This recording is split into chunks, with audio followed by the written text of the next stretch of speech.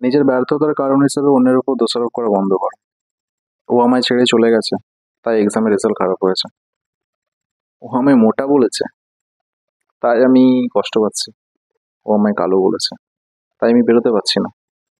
এসব অজুহাত দেওয়া বন্ধ করো বস। একটা কথা মনে রাখো, এই পৃথিবীতে মা বাবা ছাড়া কেউ নিজের হয় না।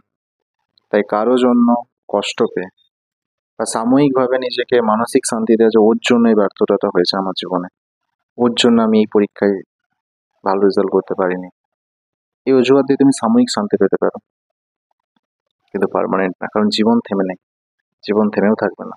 তাই ঘুরে দাঁড়াও। ইয়েস, ঘুরে দাঁড়ানোটাই বেস্ট অপশন। তুমি যেমন, তেমনটাই তুমি বেস্ট। তুমি ভালো, খারাপ, কালো, মোটা, ফর্সা, লম্বা, পেটে, নো প্রবলেম। তুমি যেমন, তেমনটাই তুমি বেস্ট। সেইভাবেই ঘুরে দাঁড়াও।